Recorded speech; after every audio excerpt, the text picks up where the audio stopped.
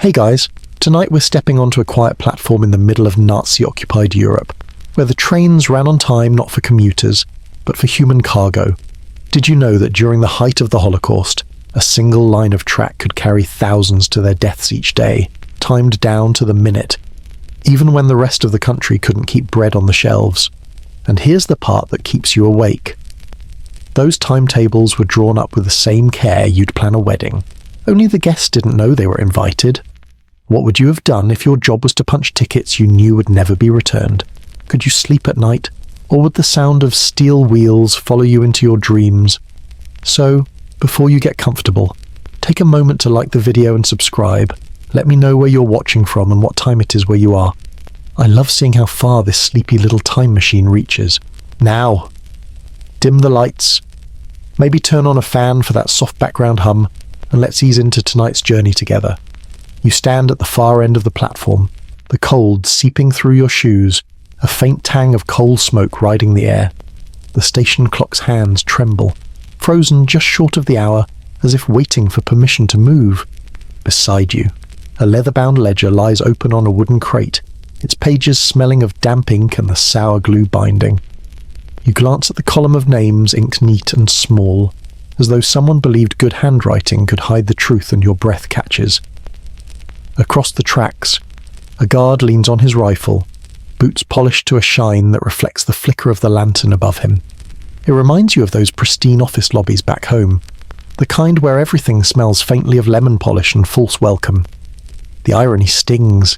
Here, the floors are scrubbed clean while the souls passing through are anything but safe.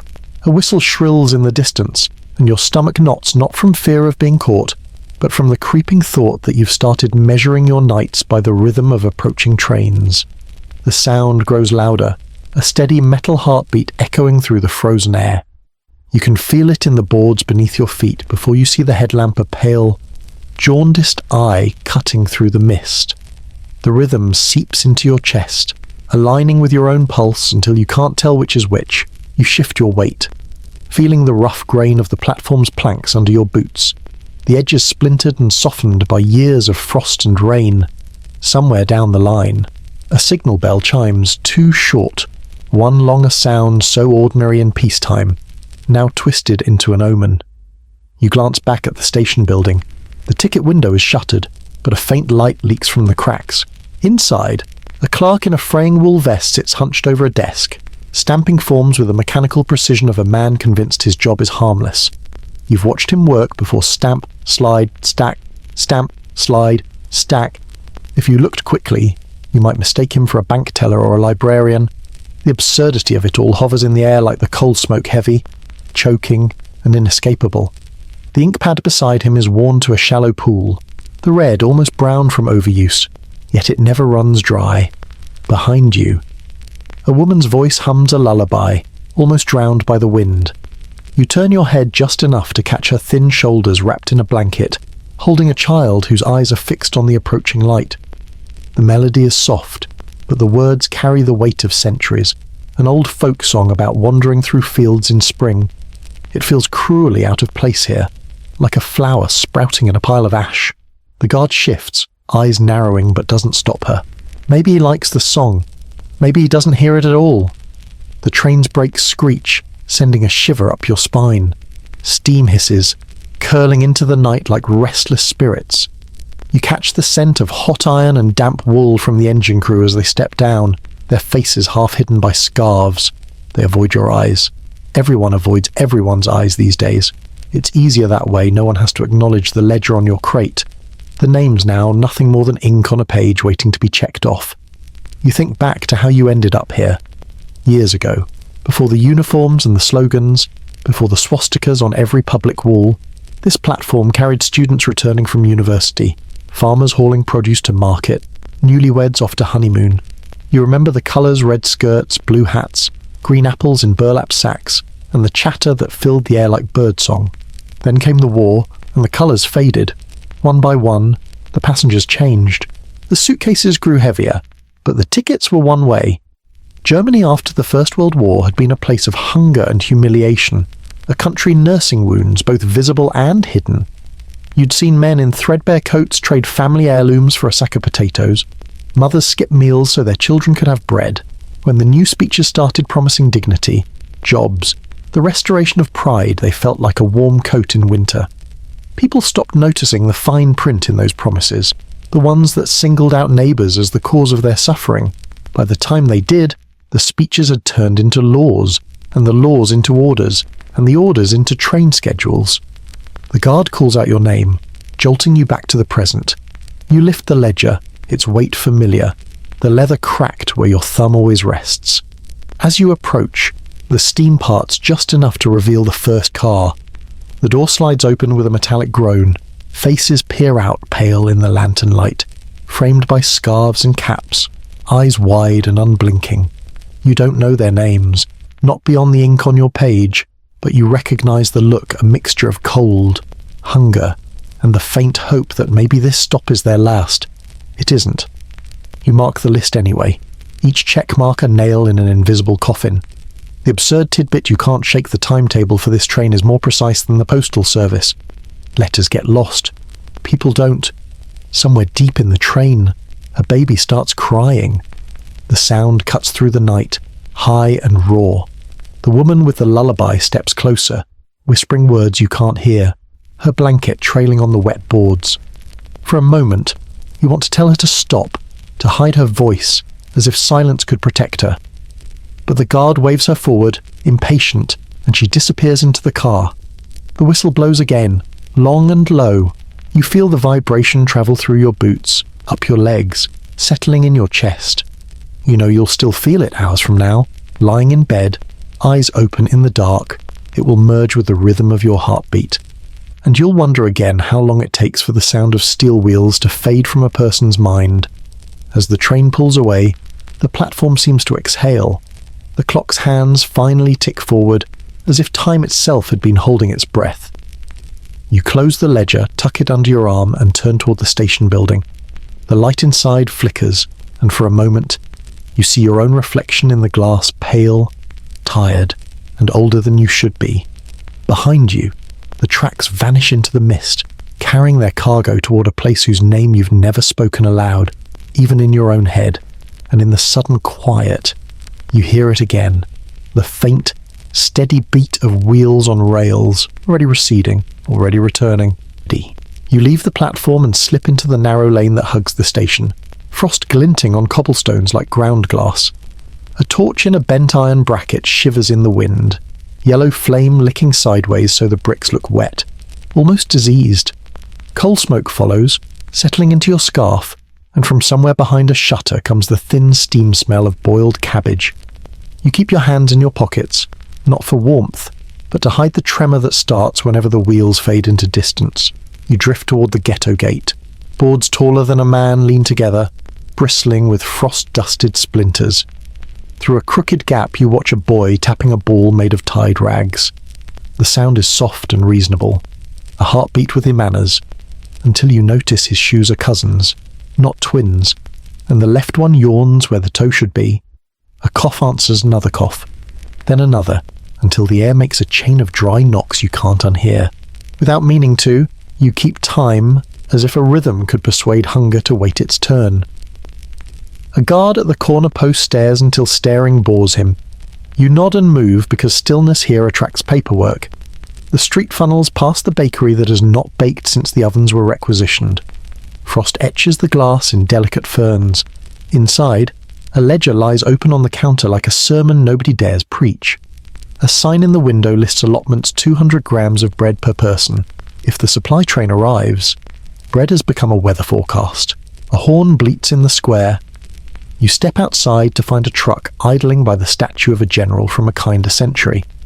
Men unload planks and spools of wire, their breath making little clouds that look like thoughts without words. Today's conflict arrives with splinters, a new checkpoint, another mouth inside the gate's mouth. You think of Matryoshka dolls and realize the smallest doll is the one that cannot breathe. You edge closer.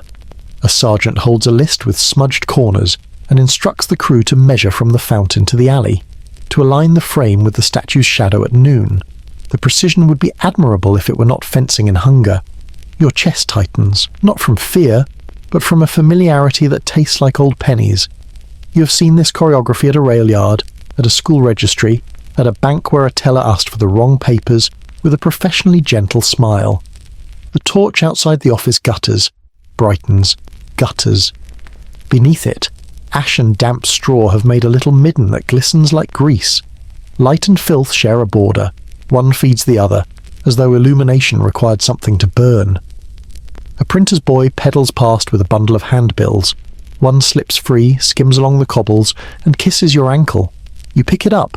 Theatre notices, emergency rules printed over the dates. Culture hosting catastrophe, RSVP required. A woman arrives with a crate of potatoes, fingers chapped, scarf patterned with small flowers. The guard waves her back. The potatoes are for the wrong street now. She does arithmetic in her eyes, then turns away. A child trails her, dragging a rope that used to be a dog's leash. They vanish into an alley that smells of yeast without bread. The smell kneads at your stomach until it becomes a knot. Your hands tremble again. The machine is not hidden, it is simply polite. Each gear insists it turns only because another gear is turning. You could debate whether fear absolves compliance, or whether compliance becomes consent once it learns to hum along. But debate is a luxury the square does not allow. Words draw attention. Attention draws paperwork. Paperwork draws lines, and lines are what the wire is for. A police captain appears with seams bright from fresh thread. He announces 2 changes for efficiency. The wall must move 3 meters to make the queue straighter. All residents must wear marks sewn at heart level for identification. The Nuremberg laws have been around for years. He says to no one, this is merely clarity. The square has no crowd, but somehow it quiets. You taste metal, like the time you put a penny on your tongue to prove you were brave. Across the way, a faded sign from before the war reads, quality shoes, honest prices. The shop has no glass. Crumbs of window glitter in the gutter like a constellation named after an unlucky saint. An old man sweeps the threshold with finesse that would impress a ballroom. He collects nothing. You think of a modern office where a calendar invites you to opt into a meeting you cannot refuse. Would you click, accept to avoid being noticed? Would you choose tentative and hope the algorithm forgets? Quick check while you listen in bed between speak and look away. Which button would your thumb choose? The workers raise the new frame. Wire bites light into squares. The sergeant nods, pleased with the geometry, and signs his name with a flourish that passes for pride. He asks for a cigarette. Someone offers 2. Smoke lifts over the fountain and dissolves into the torchlit air. Somewhere, a bell tolls once, pauses, tolls again. It might be church, or it might be a clock measuring someone else's hour. You drift toward the alley, pulled by the yeast smell that refuses to become bread. A cat slides from under a wagon, eyes green as bottle glass. Snow in the shadow looks like paper torn for confetti. You think of newspapers that sold answers cheap blame wrapped in jokes, cartoons with noses, lies delivered weekly to doorsteps like milk. Footsteps scrape behind you. A boy in a patch coat lifts his chin and asks if you have a pencil. You hand him one without speaking. He writes a name on the wall, then another, letters small and stubborn. When he's finished, he breaks the pencil and gives you back the longer piece. The names cling to the lime wash. Dark as rain. Names want to stay, even when people are scheduled to go. The checkpoint nears completion. The torch above it burns stronger now, trimming the darkness into neat rectangles. The ground beneath has turned to pulp where boots kept worrying it, a wet bruise of mud and straw. Filth becomes a document in its own right, recording who stood where, whose feet mattered enough to leave an imprint. You step away so the ground does not remember you. Another truck rattles in with crates of armbands and needles. A woman from the office counts them aloud. Polish, perfect. Hands careful not to snag the thread. She balances a ledger on her hip while ticking boxes as if she's inventorying teacups. You recognize the posture. You have held books the same way, practicing intimacy with numbers until the people inside them grow quiet. You return to the gate, where the first chalk lines for tomorrow's queue already dust the stones. The rags ball boy has vanished, and the silence he leaves behind has its own weight.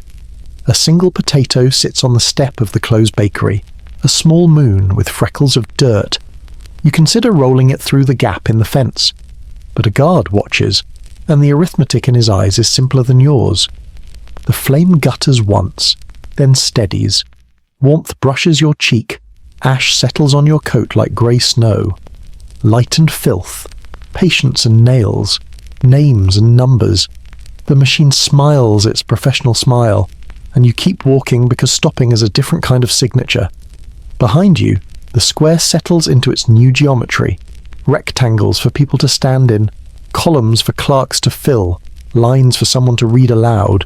Before you turn the corner, you look back. The wire holds the light like a sieve. Gold leaks through and puddles on the stones. That is the dangerous trick of all. You arrive at the municipal hall before sunrise, the kind of hour when the streets are still blue with cold and your breath leaves little ghosts in the air. Frost clings to the windows in veins, the glass turning each lamp's glow into something soft and deceptive. Inside, the heat hits you like a wall radiators clanking, wool coats steaming, the air thick with the metallic tang of ink just uncorked. The corridor leading to the records room is narrow, lined with tall filing cabinets that loom like sentinels. Their drawers rattle faintly, as if they resent being closed too long. At the far end, the chief clerk is already at his desk, coat folded neatly over the chair, a folder stamped in thick red ink before him. Relocation quotas, revised. His hands are pale, nails cut with the care of someone who never works with tools heavier than a stapler. Without looking up, he slides a list across the blotter toward you. Each row carries a name, a date, a column for transport, and another for confirmed. Not a smudge in sight, as if precision could polish intent until it shines. The absurdity nags at you, these quotas recalculated daily with the diligence of harvest ledgers, except here the yield is measured in bodies. Through the high window above his desk, you can just see the checkpoint torch from last night. In daylight it seems smaller, almost embarrassed to be caught burning after dawn. The wire beneath it gleams like a frozen stream, deceptively pretty. A runner bursts through the door, boots loud against the tile, cheeks flushed from the cold. He delivers a folded note, breath clouding as he waits. The clerk reads it, nods, and with the same calm he'd use to approve a budget, murmurs, double the next convoy to meet targets. He makes a note in the margin, then pours himself tea. You think of modern conference rooms where quarterly projections rise in tidy graphs. How many charts in history have disguised their blood costs as lines of progress? The runner receives a sealed envelope, wax still warm, stamped with the eagle and its outstretched talons. As he turns to go, wet boot prints bloom behind him, each one shrinking as the water evaporates. You imagine them appearing in reverse, walking backward through time to a place before the ink dried. From the next room comes the clack-clack of a typewriter, its keys striking like small hammers on a stubborn nail. You step through the doorway. A young woman sits rigid at her desk, hair pinned with military neatness, fingers flying over the keys without pause. Above her hangs a chart of train timetables, colour-coded for efficiency. Historical tidbits, some of these very timetables would survive the war, stored in archives where railway historians later admired their punctuality without a single annotation about the passengers. The thought tastes bitter. She glances up. You're early? She says, not accusing, just noting. You tell her the clerk sent you. She nods and keeps typing, the sound resuming like rain on a tin roof. Between the taps, the wind outside slips through the window frame, its pitch almost human, almost like a crowd far away. On a nearby shelf rests a ledger bound in cracked brown leather. You open it to find older records relocations from 2 winters ago. The names are columns of ink that blur if you stare too long. In the margins are small notes delayed, rescheduled, weather. One transport is marked cancelled with a side note insufficient capacity. The phrase lands like a stone in your stomach. You close the book before the room can notice. Back in the main hall, the light has sharpened. Sun pushes through the frosted glass in narrow bars. A group of uniformed men enters, rolling out a large city map across the central table. The ghetto boundaries are shaded in grey. One man traces a new extension of wire with a pencil, his movements deliberate, the lines spread like veins on pale skin. A chill rises in you that no radiator can touch. They discuss numbers, units per block, blocks per convoy. Units is their favourite word. People never makes the minutes. One suggests painting the checkpoints a lighter colour to improve morale. Sarcasm flares in you, unspoken. You picture flower boxes under the gun towers, lace curtains in the guard huts. Would the world look longer or look away faster? The door swings wide for a senior officer, medals flashing. He carries a small velvet box and opens it to reveal enamel pins, awards for clerks who've exceeded quotas. He pins one on the chief clerk's lapel with a handshake and a joke you can't hear. The pin catches the light, and for an instant, your own reflection stares back from its curved surface. When the meeting ends, maps are rolled tight and tucked under arms, but their lines remain etched in your mind. You step into the courtyard, where the cold slices clean.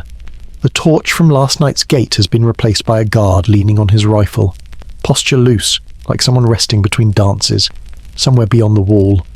A whistle blows too short, one long, and you feel it more than you hear it. A low vibration settling in your chest. You stand there, breath fogging the air, and a thought creeps in like frost through a cracked pane. If these documents survive, someone decades from now might study them without ever smelling coal smoke, hearing the typewriter's staccato, or seeing torchlight stain the frost. What would they understand, stripped of temperature and sound? What would you, and if you could step into that future archive and stand beside them? Would you tell them what you saw, or let the paper speak for itself? You return to the square at dusk, the light thinning to a bruised violet that makes the wire shine like wet veins. The checkpoint that grew overnight now stands finished, a neat rectangle with chalk lanes curling toward the gate. You recognize the sergeant from yesterday. He strokes the fence with a gloved finger as if testing harpstrings. The sound is a faint thrum in your teeth. Somewhere a kettle screams, then quiets. The air tastes metallic, like a coin on your tongue tonight. A truck rolls in, canvas flaps snapping, boxes slide to the cobbles, labelled with a bureaucrat's tenderness needles, thread, armbands, clarity. The clerk with the enamel pin stands where the torchlight finds him. He calls for a list. You're handed a sheaf of names and told to guide the first group into lines. Your fingers sweat against the paper. The torch is lit early, fat flame licking the iron cup. In this light, filth becomes glue. Straw mashed by boots turns the stones to a pale paste that clings to heels and hems, carrying the square away on every shoe. A woman arrives with a basket of mended coats. The guard waves her back because the thread is the wrong shade. Then the first twist arrives as a whisper. The typewriter girl from the records room stands beside you, eyes red. She slips a scrap into your glove, one line. Short as a breath tonight, 2 lists. By the time you look up, she's gone. The second list is in play, and you do not know which you hold. Night thickens. The sergeant checks his watch, pleased that darkness has arrived on schedule. He signals the first group forward, families with cases, a bent man in a suit, a rabbi with an unspun beard. You count. The torch hisses when the wind shifts, and a faint sweetness rises from someone's pot. A whistle sounds too short, one long, and though the tracks are out of sight, the vibration finds the square. A voice you feel on your skin. The boy from last night, the one who wrote names with your borrowed pencil, hovers near the back, pushing his rags ball with a toe. He is too old for lullabies and too young for a list. You want to warn him, because the ground remembers who lingers. A second twist arrives with boots. Another unit crosses the square. Not the usual grey-green, but charcoal coats with dark piping. Foreign insignia sharp as teeth. You read their faces the way they rid the crowd. The youngest keeps staring at the torch, a moth too tired to choose life. The oldest fingers a packet of letters, lips moving as if rehearsing a speech that won't hold still. One phrase drifts close enough to catch targets raised. The chief clerk steps forward with 2 envelopes and speaks to the sergeant softly. The sergeant frowns, shrugs, opens the first. Sort by street, he tells you. The second remains unbroken in his palm. A debate needles your mind, a plan from above, or a system pleasing itself. Intentionalist. Functionalist nouns that taste absurd when a child's shoe squeaks in the mud. You point, voice low, guiding families into a sequence that pretends to be logic. For a moment you feel like traffic on a rainy night lanes and blinkers that pass for care. The typewriter girl returns with another slip. Envelope 2 reassigns the infirm. Don't let them see you read. The letters bite your nerves. You nod almost imperceptibly. The morning guard leans close. His breath smells of licorice and fear. Do you ever get used to it, he asks. You choose a neutral shrug and an unhelpful line about schedules. Sarcasm keeps you afloat, yes. The timetable is soothing, like rain striking a metronome. He laughs once, then wipes his mouth with a thumb as if erasing a word. Wind arrives and the torch flares, the square a stage. In that light, the enamel pin on the clerk's chest flashes, a little mirror catching pieces of everyone. For a heartbeat, your face appears in it, then the boys, then the rabbis, then only flame. The administrative door opens, and a captain calls your name. Inside, the room smells of cleaner and warm paper. He taps a map of the outer district, finger on a spur line you don't recognize. Overflow here, he says. You'll accompany the second list. He taps envelope 2. Your vision sharpens. When you lift the flap, names ripple like minnows. In the margin, capacity adjusted per directive. Back outside, you tighten your scarf. The second list includes those who cough, those with canes, those whose papers don't lie well. You think of a modern checkbox that demands a category you do not wish to choose. Prefer not to say is not printed on anyone's sleeve. The queue advances. The boy's rags ball sticks in the mud and refuses rescue. He bends, and a soldier snaps, "Leave it." The boy straightens, hands empty, face closed. You open your mouth and let it shut, a door practicing being a wall. You funnel the second list names toward a side lane that ends earlier at a smaller truck. The driver hums. You want to ask whether humming makes the road smoother? A question for you. Listening in bed when a choice is shaved into thin slices, each small enough to swallow. At what slice does the appetite become your own? The canvas lifts, revealing crude benches and a lantern. Its light paints the passengers a colour without a weekday name. As they climb, the smell shifts from cold wool to damp fear. Something in your chest tilts. Then the third twist arrives sideways. The typewriter girl appears at the tailgate with a canvas satchel. She pretends to check papers, then palms the satchel into your hands.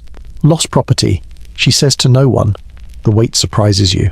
Inside lie papers, birth certificates, school prizes, a water-stained marriage license and a small photograph of the Ragsball boy, grin pre-war wide, both shoes matching.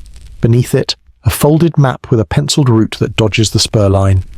You didn't get this from me, she says without moving her lips. For a second, your future's fork hand it back, or let it burn inside you until it becomes cover. The sergeant barks, the torch spits, the trucks cough awake. The second lane shudders forward first.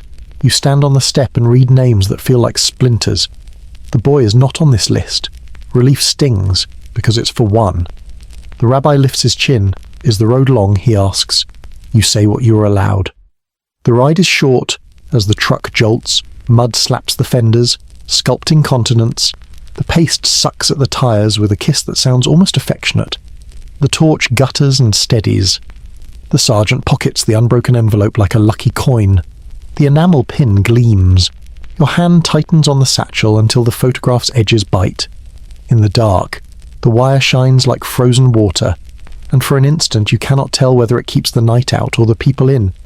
What happens to a square when all the light is measured and all the dirt remembers, and what happens to you? Standing where the light and dirt meet, you ride on the step of the smaller truck. One hand on the cold rail, the other guarding the canvas satchel under your coat. The road chews into ruts, and each jolt rattles the lantern so the light skips like a heartbeat, losing count. Damp wool, diesel, and a thread of fear braid the air. Behind you, the square shrinks torch, wire, chalk lanes, and the enamel pin flashes once like an eye that won't blink. The driver hums a tune that wants to be happy and keeps failing. Short ride, he says, as if repetition could make it true. You nod and watch trees tilt past, on your lap. The photograph of the Ragsball boy glints where the paper is cracked. The map beneath shows a pencil line that dodges a spur like a river refusing rock. You don't know whether the line is a wish or a route.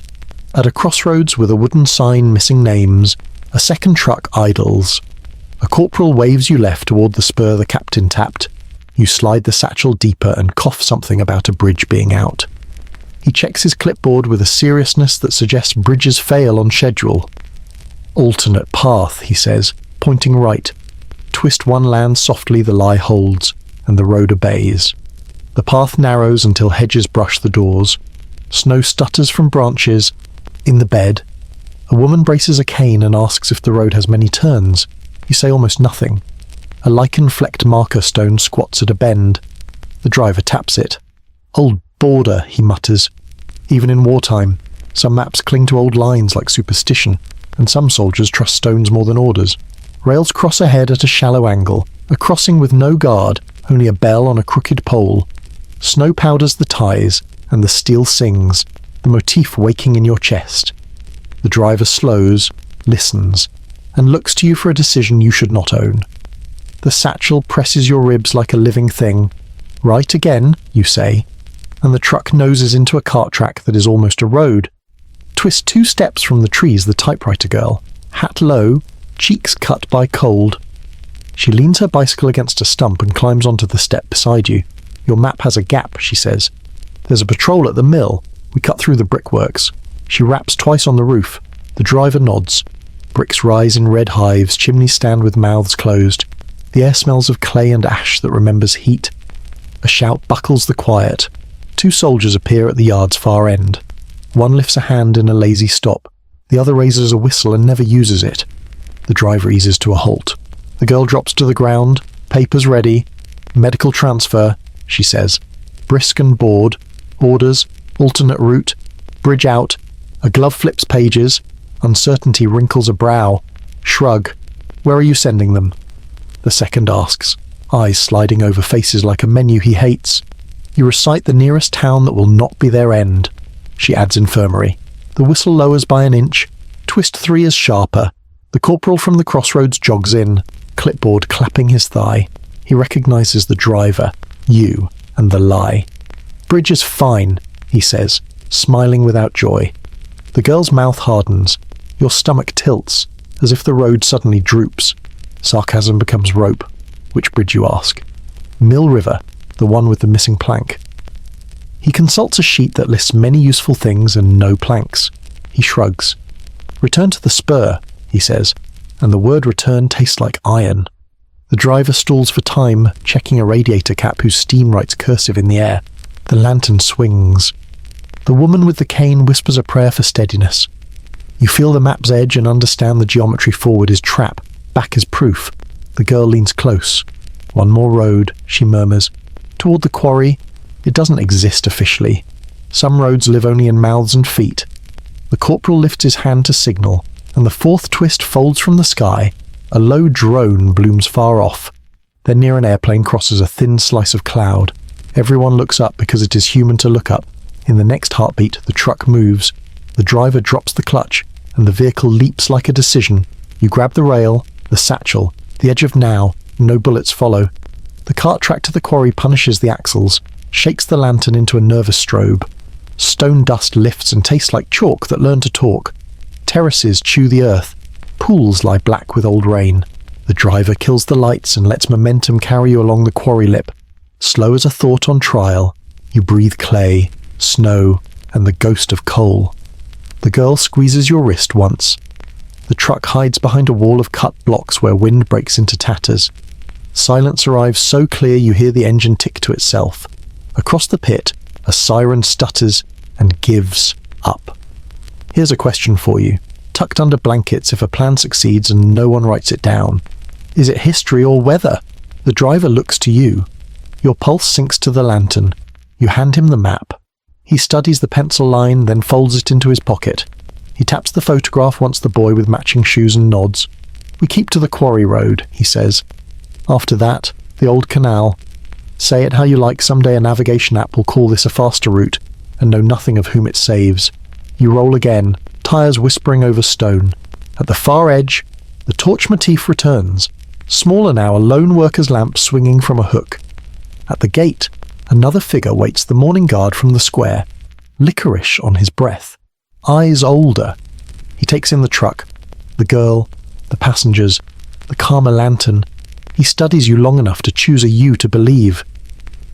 Then he points down the canal path with 2 fingers, like a conductor counting time. He doesn't speak. He watches the light go by and ray. You leave the quarry. The canal is a black ribbon stitched with ice, reeds glossed in moon frost.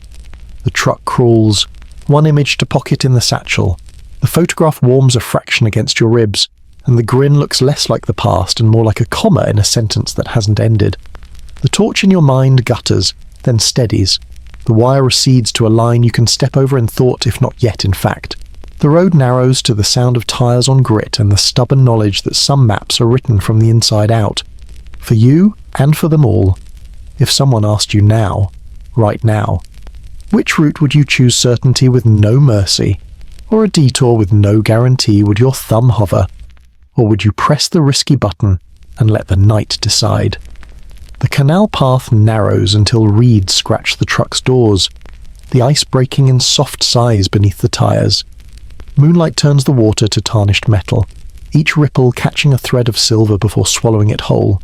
You sit on the step again, the satchel wedged against your ribs, the photograph's corner pressing like a knuckle. The driver's eyes flick to you in the mirror, then back to the dark ribbon ahead. The typewriter girl hums under her breath a slow, uneven tune that doesn't seem to know if it's a lullaby or a warning. You remember the driver's earlier humming and wonder if all of you are just trying to fill the spaces where fear would otherwise spill. Somewhere behind. A passenger coughs, the sound swallowed by the open air but still close enough to enter your bones. Ahead, the path kinks around a collapsed warehouse, its roof caved inward like a tired chest. A sidelong glance reveals the faintest orange flicker through the broken board's firelight, but no smoke. You think of the torch in the square, of how flame can be a welcome or a threat, sometimes in the same breath. The driver slows without being asked. Two men step from the shadows, their armbands visible but their rifles slung carelessly, as though authority is more costume than duty. One raises a hand, palm out. The other squints at the truck, then at you. "Canal's blocked ahead," he says. "Ice jam near the lock." His voice carries the unbothered drawl of someone who knows the truth is optional. The driver leans out. Alternate. The squinting man shrugs toward the warehouse. "Through here? Yard's clear enough. You know clear can mean anything. No snow. No guards. No witnesses." The girl hops down first, her boots crunching on grit. You follow, every step tasting of rust and damp. Inside, the warehouse smells of rope, tar, and something faintly sweet, like overripe fruit. Stacks of crates line the walls, some stenciled with military codes, others with names of towns you've stopped seeing on maps. An absurd tidbit catches your eye. One crate is labelled musical instruments. Handle with care. The wood is splintered, nails bent. You imagine violins with their necks broken, pianos missing keys, a brass horn dented like a crushed can. You wonder who filed the paperwork for their safe passage while filing other paperwork for people's removal. The first twist arrives quietly beneath one stack of crates.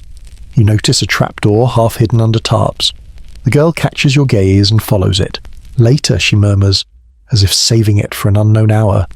You're guided out the far side into a yard edged by bare poplars. Snow gathers at their bases like skirts. The canal is visible again here, narrower, the ice thicker.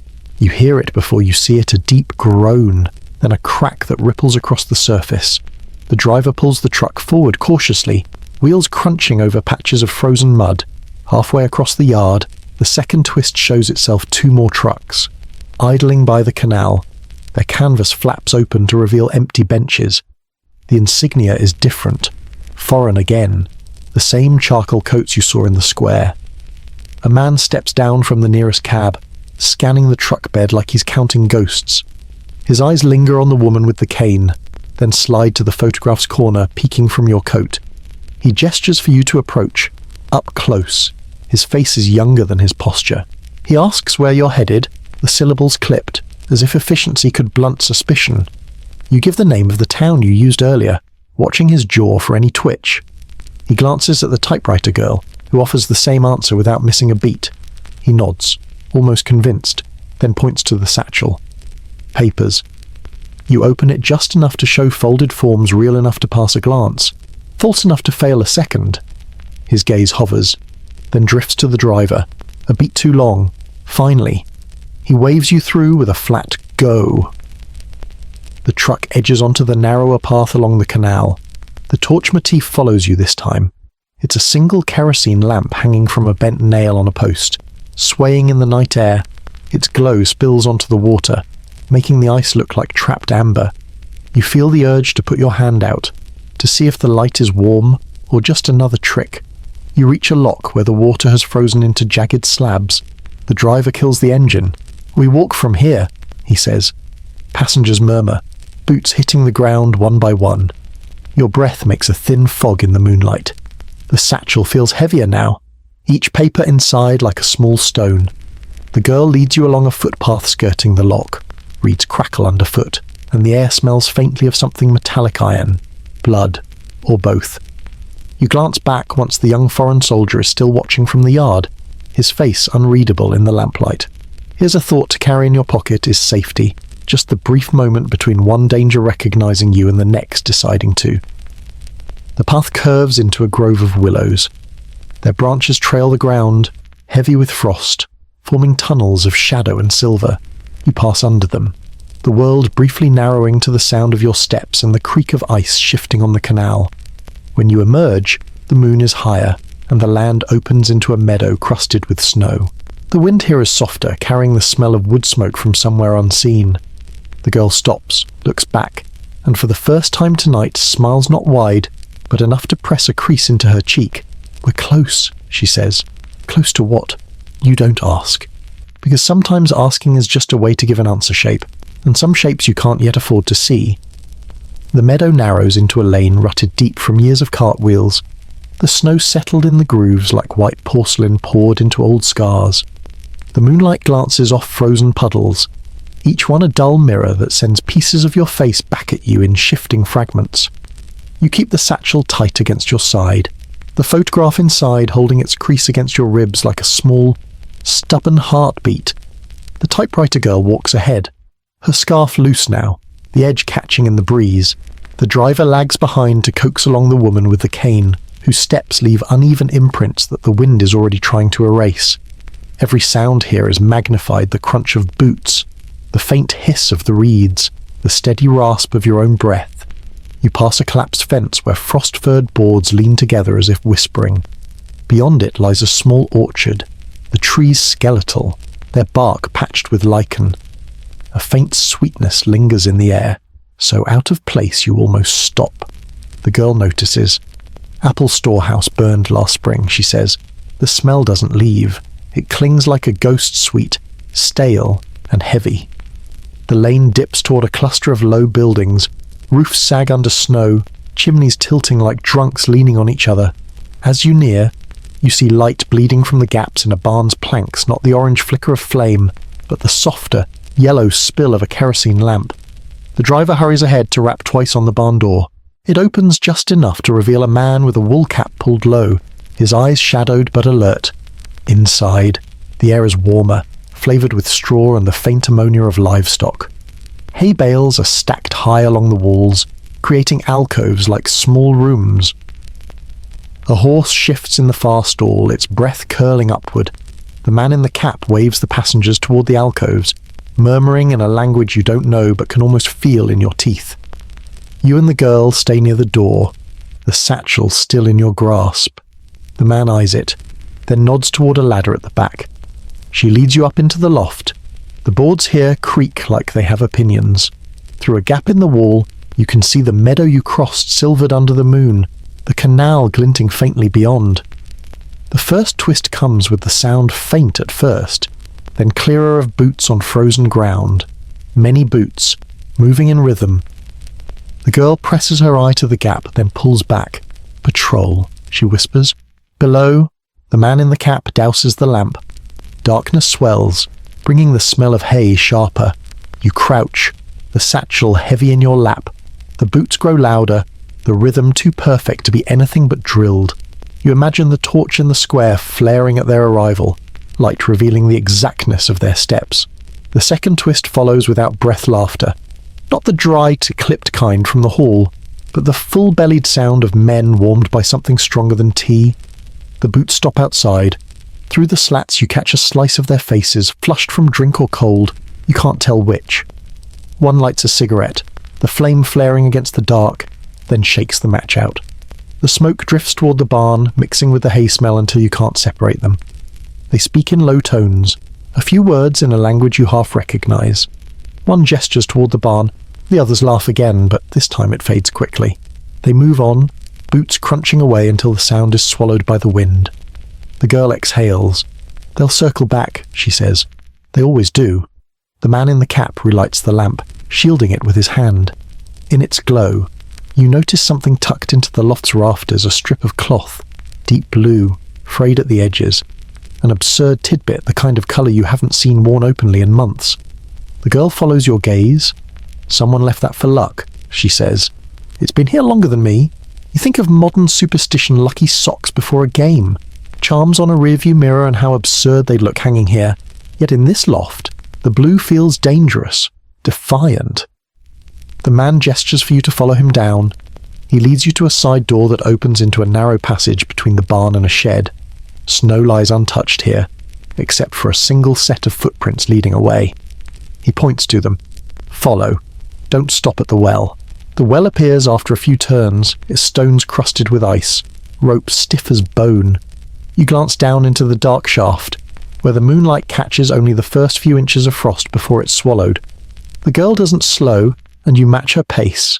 Here's a question for you. Late and warm in your bed, is it better to see how deep the dark goes, or to keep walking and let it measure itself? The footprints lead to a low stone wall. Beyond it, a slope drops into a hollow where another building waits, its windows shuttered but leaking thin light. The air here smells faintly of smoke and something earthy root vegetables maybe. Cooking slow. You cross the hollow, the snow squeaking under your boots, each step drawing you closer to the light. The girl knocks once, pauses, then twice more. The door opens, and you step into heat, the kind that makes your face ache before it relaxes. The heat inside is almost indecent after the barn's breathless cold, wrapping around you in waves scented with boiled potatoes and wood smoke. The shutters are drawn tight, but their seams glow faintly with lamplight, turning the room into a muted amber cave. The satchel stays against your side like it's afraid of being set down. A heavy-set woman in a faded apron moves between the hearth and a long table. Her hair is bound in a kerchief, flour dust softening its edges. She doesn't ask questions, just points you and the typewriter girl to the benches along the far wall. The other passengers file in behind, led by the man in the cap, their faces loosening in the warmth. You can hear the stew before you smell it bubbling low, the sound like a whisper that knows better than to speak too loud. The aroma comes next: carrots, onions, a hint of pepper.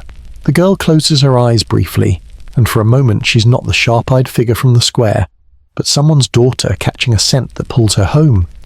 The woman ladles portions into thick bowls, the steam fogging the air.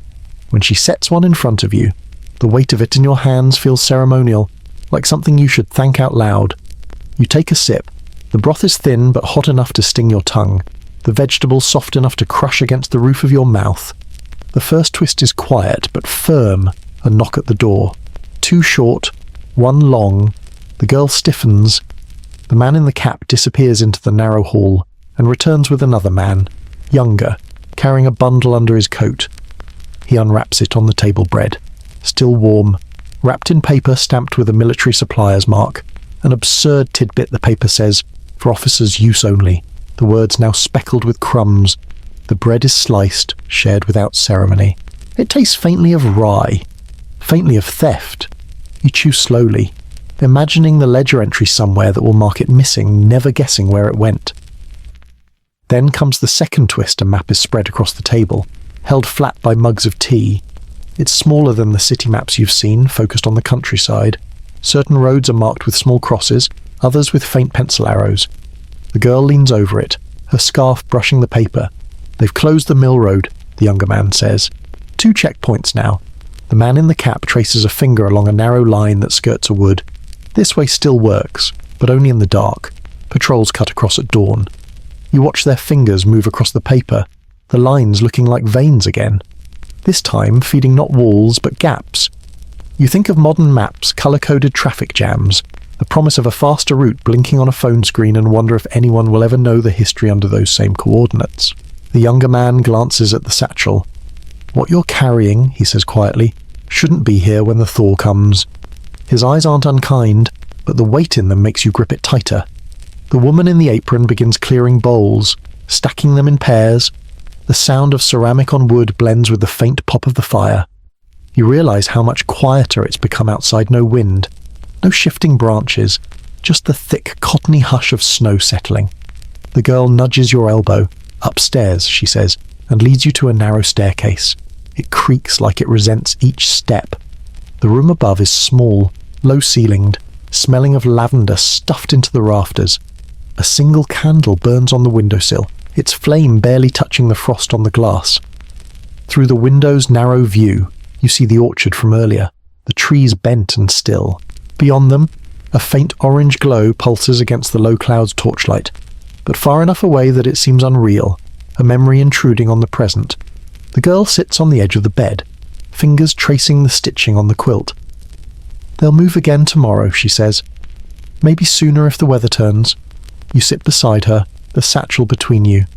The photograph slides free enough for the corner to catch the candlelight. She looks at it for a long moment. "He's still out there?" she asks. You nod, though you don't know. Here's your question for tonight if a face stays in your pocket long enough. Does it belong to memory or to you?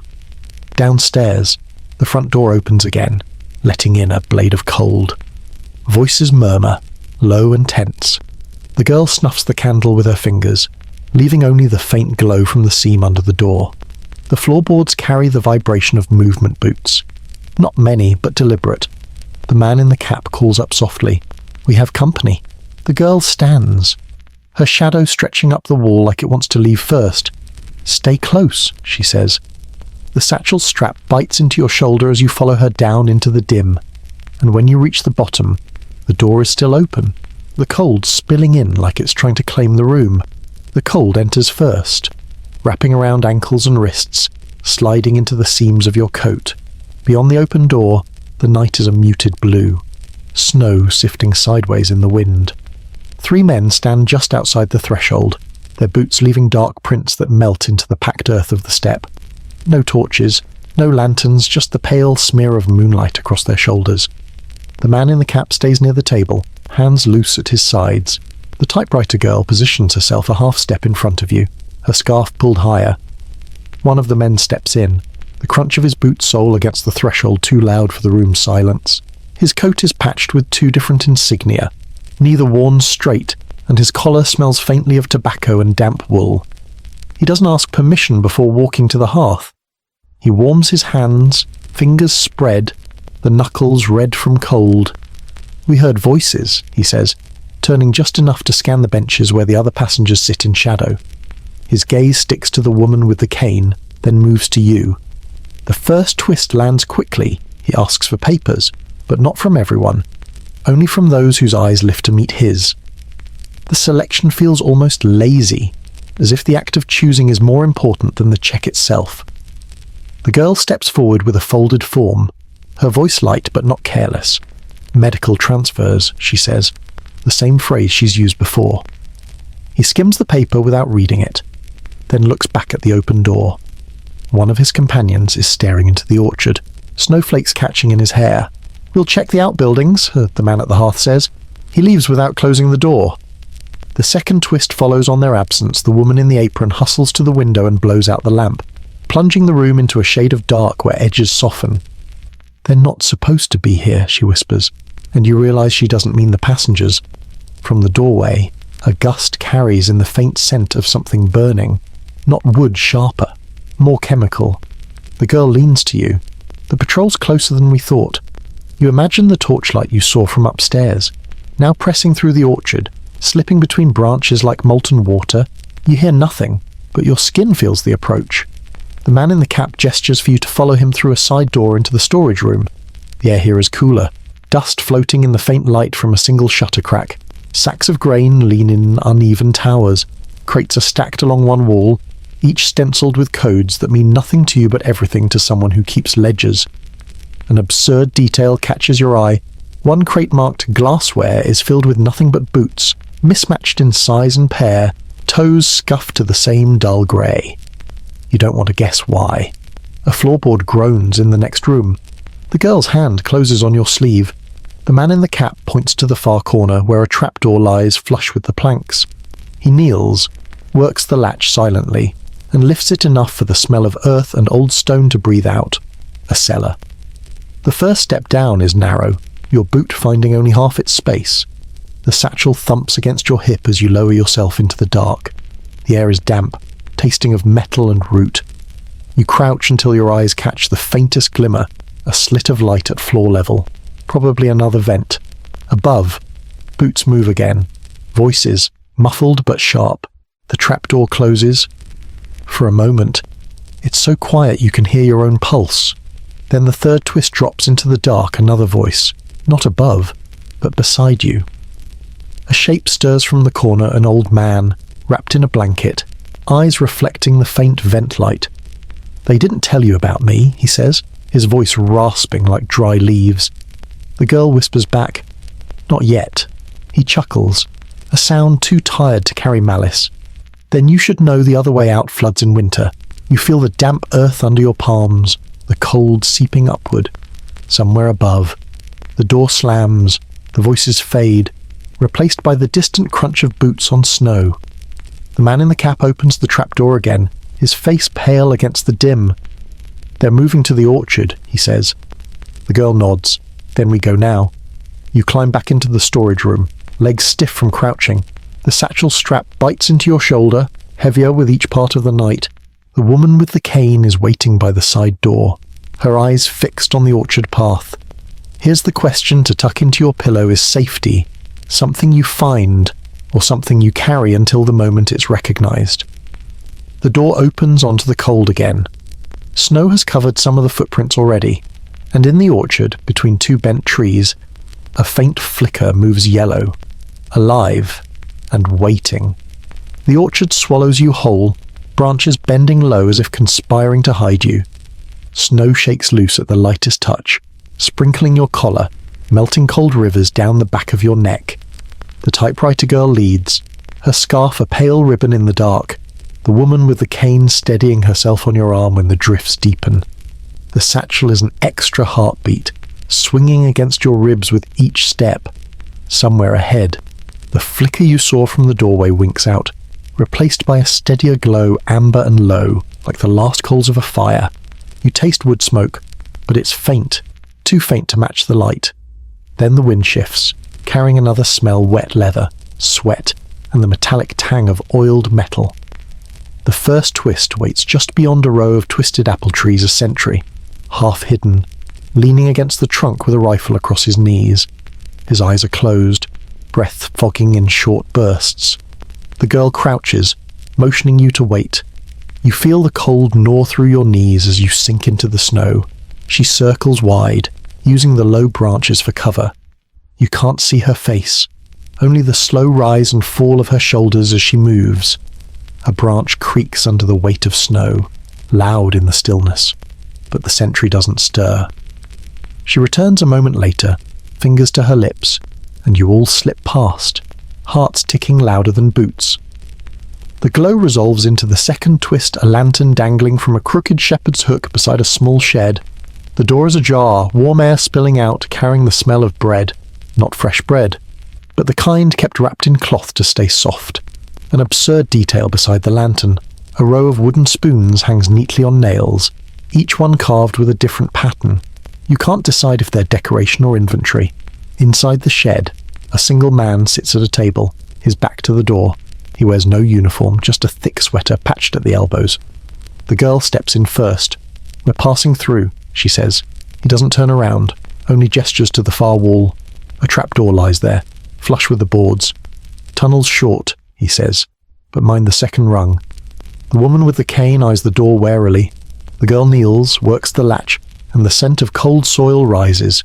You descend first, boots finding the ladder's worn rungs. The second rung is loose, just as he said, tilting under your weight. The tunnel is narrow, walls reinforced with mismatched boards, the air stale but not choking. Halfway through, the third twist arrives not from ahead, but from behind. A muffled voice calls down, sharper than the shed keeper's. You freeze, the satchel scraping against the wall. The girl's voice answers, calm but quick. The voice above replies, and then silence. You keep moving. The ladder at the far end rises into darkness. You push the hatch, and it opens onto snow again, the orchard now behind you. The air feels cleaner, sharper, as though you've crossed an invisible threshold. Ahead, a line of low hills rolls under moonlight. The girl points toward a cluster of dark shapes at their base houses, maybe, or barns. That's where we split, she says. Paths aren't the same after that. The woman with the cane sighs, her breath curling in the cold. Not all of us. The girl shakes her head. Not if we want to keep them open. You walk in silence, the crunch of snow the only measure of distance. At the first rise, you glance back. The orchard is a black mass against the lighter snow. No light visible now, no sentry at the trees. Here's the question for tonight when a path behind you erases itself.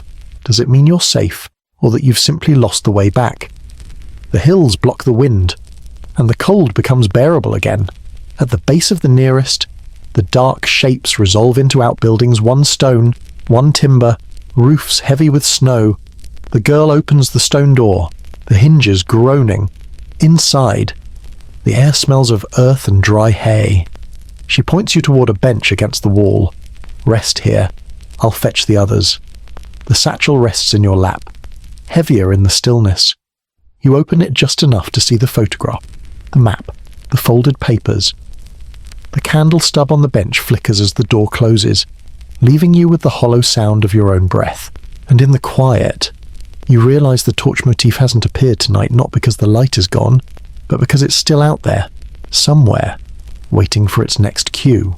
You sit in the stone outbuilding until the door's groan settles back into silence, the cold held at arm's length by earth and hay. The bench is rough under your coat, slivers lifting like questions that do not expect answers. The satchel rests in your lap, heavier now that movement has stalled. The photograph's cracked corner warming against your ribs as if the boy inside were learning to breathe again.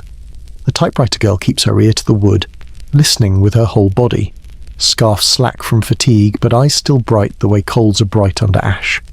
The driver rubs his hands without noise, counting distances on his fingers like prayer beads. Hedge, ditch, track, ridge, outside. Snow hushes the field into a single sentence that refuses punctuation. Dawn leaks around the jam in an indifferent grey. The driver opens the door a hand's span, tastes the air like a farmer reading weather, and closes it softly, as though sound itself were an informant. We split at the second ridge, he whispers. The canal road is watched.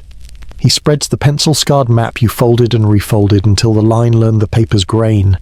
His finger traces the detour that began as rumour and now dares to call itself a road. The girl nods once, her mouth is set in that firm little line you trust more than speeches. You step into morning salted with frost. The canal is a dark ribbon far off. Rails lie beyond it like two sentences that stopped mid-thought. Wind combs the meadow into hard waves, and your boots hiss through the crust. The girl walks beside you, eyes narrowed at the horizon the way you'd squint at small print. If the thaw comes early, she says, the checkpoints move. People think spring means mercy. Her mouth makes a shape that is not a smile. Spring means mud. Your breath hangs and drifts like paper ash, and you imagine schedules lifting into the sky, freed from the tracks they once pretended to obey. The first ridge is gentle, the second meaner. At its crown, smoke bellies the sky in a dirty seam, not chimneys columns that grow and thin, as if some giant were turning pages you cannot see. The smell arrives, late scorched oil, raked earth, the aftertaste of fireworks. You do not say battle, you say traffic, you say roadwork. Your irony is a coat you pretend is waterproof, and for a few steps it even is. Down in the hollow, you pick among frozen ruts that remember last autumn's harvest wagons. A wooden sign leans drunk in the ditch. Its letters are sanded to ghosts by weather and hands. An absurd tidbit, a tin star, is nailed to the post, as if the road had earned a medal for showing up. The driver taps it with a glove and says nothing, which is his cleanest kind of wisdom. The girl slows near a hedgerow. Listen. At first there is only ordinary winter wind doing arithmetic in the twigs, a crow editorializing on a fence. Then engines sift in, distant but plural, the pitch wavering like a choir that never practiced together. You drop into the hedge's lee and feel mud remember that it used to be water. Cold climbs your shins, careful and deliberate, like a clerk who always finds the line you hoped he wouldn't. The convoy appears the way storms do, everywhere at once. Trucks, half-tracks, a car with a small flag stuttering from its fender. The uniforms are not familiar, and you discover you have been holding your breath for a very long time. The driver presses his lips until the colour leaves. The girl's hand finds your sleeve. Vehicles pass, snow fanning from their tyres, and for a moment you meet faces that do not know you and are not tasked with deciding your name. A whistle shrills somewhere down the slope and is swallowed by engines. You stand. Your hand waves before your mind votes. A soldier with a scarf wound high lifts 2 fingers, almost a blessing, almost a habit.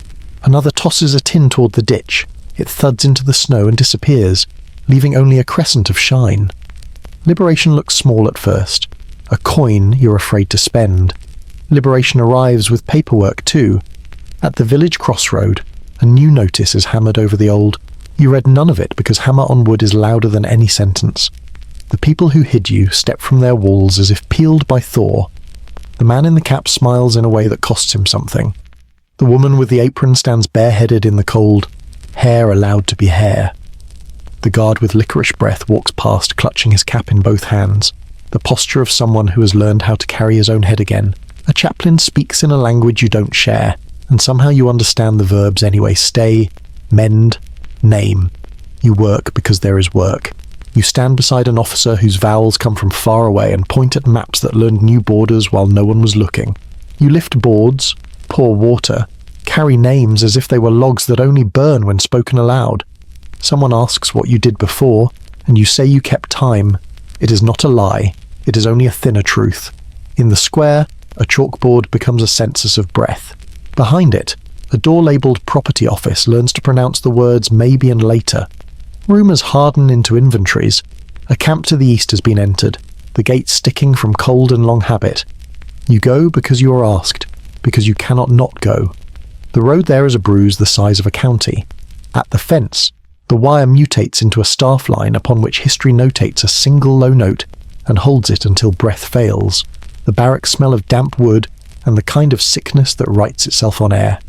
Rooms are emptied of people and filled with objects that pretend to explain people: shoes cuffed with grey salt, bowls scoured bright by hunger, combs with teeth snapped by winter. You speak less. The girl says nothing. The driver carries buckets and does not spill a drop. In one room, a crate sits open with a label you wish you could forget: glassware. Inside, lenses and frames. The memory of faces compressed into the patient geometry of ovals and wires. You touch one and feel the world hesitate a fraction, as if you slipped an extra pane between yourself and this hour. The girl stands in the doorway, jaw clenched, eyes threatening to become mirrors. A soldier younger than both of you stares at his boots and says, to no one, "We didn't know." The sentence collapses under its own weight. Somewhere a door bangs. Somewhere a bird decides to sing and then changes its mind. On the way out, you pass the gatehouse where a register lies open to a page headed with today's date. The column titles are precise in their cruelty. Someone has inked a straight line through the section that used to accept arrivals. The blankness is almost kind. Back in the village, you sign a different book, the one that starts a list of the living. Your hand shakes and ruins a letter. The girl presses your wrist until the line remembers itself. A medic folds bandages with the same gentleness you once reserved for paper. In the yard, a truck filled with bread sits steaming, and for a moment the whole place smells almost domestic, like a bakery that is learning how to forgive ovens. The road away does not simply carry you, it multiplies you. Every step clones a version of you, the clerk of stamps, the whispering rail, the person who looked away exactly once, the person who stopped looking away. The driver says the town ahead is quiet, that wells have lids and doors have keys. You think of your street the way you think of a childhood song you cannot bear to hear at the wrong tempo. Snow squeaks under your soles like chalk on a board, spelling words you're not ready to read. When you finally walk it, your feet do not believe you. The cobbles have a shine you do not remember. The drain covers have been taught to be tidy. Your building wears a new paint that smells like the word afterward. At the door, a bell you didn't buy sits like a polite threat. You ring it because ritual is how one makes a past fit into a present. A boy answers, the wrong boy, hair combed with obedience. Beyond him, in the narrow hall, a hat you have never owned hangs on your hook. A man appears with the expression of someone expecting a package. His smile is that soft, paste-coloured kind that merchants cultivate. You say your name and your apartment number and the month you last paid, as if facts could be proofs. His eyes soften with the kind of pity that comes packaged with forms. "Ah," he says, the syllable long enough to hold pity and annoyance both. He leads you to the hall table. On it sits a ledger pinned open. In the left column, your name. In the right, a box checked in clean ink "deceased." The girl reads it before you can. Her breath leaves her in a shape you have not seen before. The man explains in the grammar of occupation and release records must be regularized. Apartments assigned to essential personnel. Restitution will proceed once proper documentation exists. He says these things the way you might say the weather will improve. He offers a key that does not fit your door and calls it temporary. You hold it and feel nothing. Somewhere, a radio plays a march that cannot find its beat. Inside, the room is the bones of a room you used to inhabit in your mind when nights were long. The window is the right window, except for the curtains, heavy with someone else's habit of not washing them. The table has been moved 3 steps left to accommodate a different loneliness. The smell is lemon oil pretending to be virtue. On the shelf where you kept 3 books and a plant that refused to thrive, a porcelain dog stares with permanent forgiveness. On the mantel, a clock you never wound insists on ticking. You realise someone taught it your hour without asking. An absurd tidbit on the mantelpiece, a tourist spoon from a city you have never visited, catches the light as if it knows you will never go. You sit because standing feels like theft. The driver holds his hat like he expects it to speak. The girl walks the perimeter once, her finger hovering above the wall where a nail used to be. The man clears his throat and mentions a form you could sign acknowledging that you acknowledge the situation. He would like your signature to join his. The pen is smooth and unscented. You sign because ink is not a hill on which to die today. The man thanks you as if you had returned a library book on time. Outside again. Winter remembers its manners. Snow begins. Not a storm, just insistence. The street you once called yours edits you out within minutes. The girl touches your sleeve. "We can stay at the parish house tonight," she says. "Roof leaks, but the bed frames are honest." You nod because roofs are a currency you still understand. A dog trots past with a mitten in its mouth and does not care about ledgers. You walk there by the habit of your legs. In the nave, the air holds candles long after they go out. A volunteer hands you a blanket that smells of cedar and other people's prayers. On a table near the door, someone has poured a dish of buttons sorted by colour, as if order could be served like food. A notice on the board asks for names for a list of the living. Below it, another asks for names for a list of the dead. There are more blank lines than pens. The wire motif has nowhere to go here, so it becomes the bed frame, the spring that remembers other bodies, the low creak that sounds like a thought turning over. You open the satchel and lay out the photograph, the folded map, the birth certificate someone will someday argue about. The boy's grin holds. The map smells of graphite and pocket. The paper thins where fingers have made a habit of believing. Here is your evening's question. Drowsy and stubborn when a paper kills your name and a morning hands it back. Who returns the one who wore it first, or the one who learned to carry rooms like this inside his chest if you had a poll in front of you? Would you tap original out of pride, or afterward out of honesty? You blow the candle almost out and catch it before it fails. The wicker coal no larger than a pinhead. At the window, snow stitches dark to darker. Far off, a siren keens once. Remembers it is no longer required and stops. The building settles, boards ticking like cooling rails. Somewhere a floor is mopped, and the smell of sour water drifts by like a childhood chore. You sleep with your hand on the satchel because habit is the body's blunt prayer. You dream not of trains, but of a timetable with no stations, only minutes that refuse to attach to places.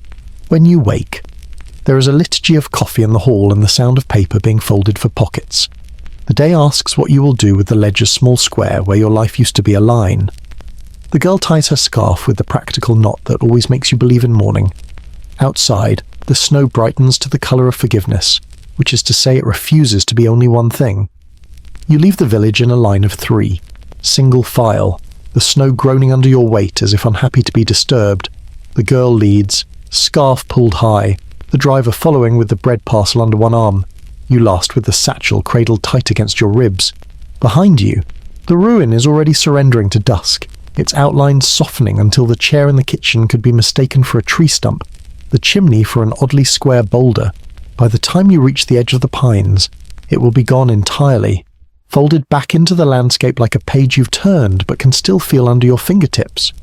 The forest takes the light from you in slow degrees. First it dims your boots, then your hands, then the girl's shoulders until she's only a moving shadow. Snow clings to the lower branches, drooping them into heavy curtains you must part with your gloved hands. Each time you do, crystals rain down your collar, melting into cold rivulets that snake along your spine. Somewhere above, a crow shifts, scattering a dust of frost. The air smells of resin and iron, as if the trees have been bled. A pale clearing opens ahead, lit not by moon but by the flat sheen of ice. A pond, frozen hard enough to hold the snow's weight. The girl steps onto it without hesitation, the driver following. You place a boot on the surface and feel the faintest give a reminder that frozen doesn't mean unbreakable. Halfway across, an absurd detail catches your eye, a row of cattails still standing at the far edge, each capped with snow like powdered wigs, dignified in their neglect. On the far bank, the path bends upward. The snow deepens, swallowing your ankles, then your calves. The girl slows, kneeling suddenly. She brushes away the top layer to reveal a strip of cloth, frozen flat to the ground, its colour a tired blue. She peels it free and folds it into her coat without a word. You remember the strip in the barn loft, deep blue and frayed, and wonder if these are breadcrumbs in a story that won't tell you the ending.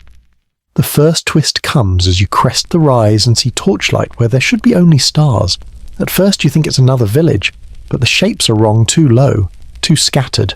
Then the wind shifts, and you catch the smell coal smoke cut with something acrid, industrial. The girl drops into a crouch, motioning you and the driver down. Between the trees, you see them figures moving in pairs, torches bobbing, voices clipped short. They're not on the road but cutting across it, leaving deep lines in the snow that will freeze into scars by morning. You wait for them to pass, but they stop. One raises a torch higher, sweeping the light over the trees. It flashes off the driver's boots before he pulls them back. Your heart thumps loud enough you swear they can hear it. Then, as if by some agreement, the group turns and continues toward the river, their torches fading like embers carried off by wind. You keep moving, every step now measured. The forest thins, revealing a strip of land that drops into a shallow valley. In the centre runs the river, its surface glazed in places, open in others where the current is too stubborn to freeze. The girl kneels at the bank, tests the ice with the butt of her knife. "It'll hold if we go one at a time," she says. The driver goes first, crouched low. The ice groans but holds. You follow, the satchel swinging gently, your breath fogging in time with the girl's behind you. Halfway across, an absurd tidbit someone has carved initials into the ice itself, as if expecting it to last. They're deep enough to catch the moonlight 2 letters, an ampersand. 2 more. Lovers or conspirators. It's impossible to say. The second twist hits on the far bank. A low building squats against the slope, its walls a patchwork of stone and timber. From the chimney rises smoke, but it's thin, lazy. The girl approaches carefully, circling until she can see the door. It's ajar. She signals you to wait, then pushes it open. Inside, the smell of boiled cabbage and damp wool. A single lantern burns on a table. In the corner, a man sits in a chair that's too big for him, his hands folded in his lap. His eyes follow you as you enter, but he doesn't speak. The absurd detail, the chair's legs have been cut and rejoined, each one at a slightly different angle, so that it tilts no matter how you sit. The girl exchanges a few quiet words with him, in a language you don't understand. He gestures toward the back, where a ladder leads to a loft. "We can rest here until the patrol passes," she translates. You climb into the loft, the air warmer up here but laced with the sharp tang of stored onions. Through a gap in the wall, you see the torchlight again, moving along the riverbank you just crossed. One stops, bends, and for a moment you think they've seen the initials in the ice, but they straighten, adjust their scarf, and move on. Hours pass in the cramped loft. The driver dozes, his head tipped against the wall. The girl sits cross-legged, tracing something into the dust with her finger circles, then lines, then circles again, a pattern that looks like it should mean something. When she notices you watching, she wipes it away. "They'll be gone by dawn," she says. The third twist waits until you've almost relaxed. A sound below soft, deliberate. The man in the chair is speaking now, his voice low, urgent. The girl moves to the ladder, listens, then motions for silence. Boots on the step outside. The door creaks, just enough to let in a blade of cold. Two figures enter, their breath visible in the lantern's light. They speak briefly with the man, then one begins climbing the ladder. You retreat until your back meets the wall. The girl blocks the way, speaking quickly, firmly. The climber hesitates, says something that makes the man below laugh softly. Then, just as quickly, they descend. The door closes, the cold fades. "They wanted to see what we were carrying," the girl says after a moment. Her eyes flick to the satchel. They'll remember. By dawn, patrol is gone. The man in the chair offers a scrap of bread, which you accept. The girl thanks him, and you step back into the brittle morning. The river lies quiet behind you, the ice smooth again where frost has grown overnight, erasing the initials. You climb the slope, following a path that winds between low hills. At the crest, you look back one last time. The building is small now, the chimneys smoke a thin thread in the air. Beyond it, the river twists, vanishing into the trees. Here's your question for tonight. Heavier than the satchel you carry, when the torchlight moves on and leaves you in the dark, is that safety or just the space they haven't filled yet? The girl doesn't answer when you ask it aloud. She just keeps walking, her scarf a pale flag in the wind. You follow her down the far side of the hill, the wind dropping away until the only sound is the crunch of your boots on snow that hasn't seen another footprint in days. The satchel rides tight against your ribs, its strap rubbing a familiar sore spot on your shoulder. The driver lags a few paces behind, humming under his breath in a way that almost blends with the trees creaking in the cold. The forest here is different, older, the trunks wider, the branches thick with snow like frosted muscle. The air has a stillness that makes you think of sealed rooms, the kind where every step feels like an intrusion. The girl moves with care, scanning the ground for sign of fresh tracks. "We're close," she murmurs, though to what, she doesn't say. An hour in, you reach a clearing where the snow is crusted hard enough to hold your weight without sinking. In the middle stands a well, its stones rimmed with frost, the rope stiff and coiled over the winch. The absurd detail a tin cup hangs from the beam, half filled with frozen water, a curl of ice rising from its surface like the tongue of some frozen animal. The first twist arrives when you lean over the well and hear not the hollow echo of depth, but the muffled thump of something moving far below. The driver joins you, peering down. "Storage," the girl says, already moving toward the rope. She lowers the bucket slowly, listening for the scrape of wood on stone. When it comes back up, there's no water, just a sealed tin marked with a faded label in a language you can't read. She tucks it into her coat without comment. From the clearing, the path narrows again, cutting between low stone walls buried in snow. You pass a half-collapsed barn, its roof caved in under the weight of last winter's storms. Inside, a single beam still hangs at shoulder height, from which dangles a length of wire twisted into a loop. You remember the wire at the camp fence, the way it divided air into squares, and shiver despite the stillness. The second twist waits in the next village or what's left of it. Unlike the ghost town you left earlier, this one isn't empty. Smoke curls from one chimney, and a figure stands in a doorway watching you approach. She's small, wrapped in layers that make her seem broader than she is, her face hidden behind a scarf and goggles. "You're late," she says, her voice muffled by the wool. The girl steps forward, exchanges a few words in a clipped, urgent rhythm. You catch fragments: bridge, checkpoint, river ice, but not enough to piece together the map in their heads. The woman nods once and motions you inside. The house is warmer than you expect, the air thick with the smell of herbs drying in bundles from the rafters. The absurd detail: each bundle is tied with a strip of red cloth, identical in length and knot, as if someone measured them with military precision. The woman gestures to a bench by the hearth. "Rest, eat, then we talk." She serves soup thin but hot, with cabbage and something bitter that makes your tongue tingle. The driver eats fast, the girl slower, watching the woman as if weighing her words before they come. When they do, They drop like stones. They're searching house to house 2 towns over. You won't get through in daylight. The girl's eyes shift to you, then to the satchel. We wait until dark, then take the old quarry path, she says. You spend the afternoon in a kind of half-silence, broken only by the pop of the fire and the occasional rustle of cloth from the rafters. Outside, the sky turns the flat colour of tin, and the snow begins again, slow, heavy flakes that stick to the windows. The third twist comes just before you leave. The woman opens a small chest by the door and pulls out a folded scrap of paper. She presses it into your hand. If you're stopped, show this first, she says. It's older than the war, older than most of the men you'll meet.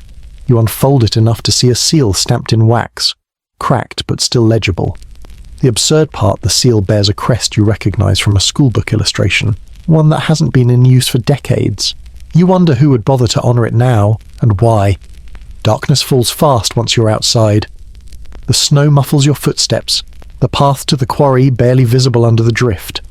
The girl leads with a small lantern, its light a trembling coin in the dark. The driver follows close, the bread parcel under his coat now half its original size. The quarry appears as a black wound in the snow, its edges crumbling into shadow. The air here smells of stone dust and old rain. You descend carefully, boots slipping on the frozen scree. At the bottom, the girl douses the lantern. From here, she whispers. We walk in the open. The wind moves differently down here, funneling through the cut rock in low, mournful tones. Somewhere above, snow slips from a ledge with a soft hiss. The driver stops suddenly, pointing to a dark shape near the far wall. You approach, breath shallow. It's a cart, half buried, its wheels frozen solid.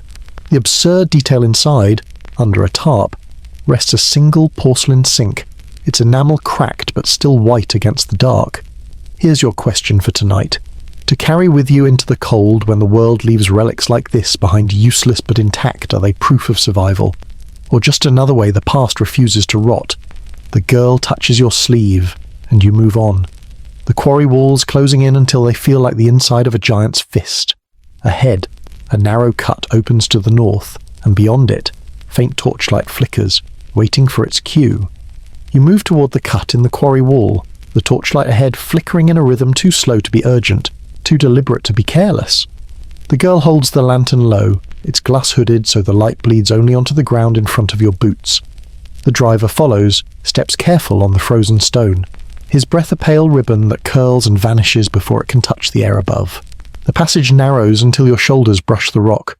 The smell changes less of stone dust now, more of something damp and stale, like water that's been sitting in a tin basin for years.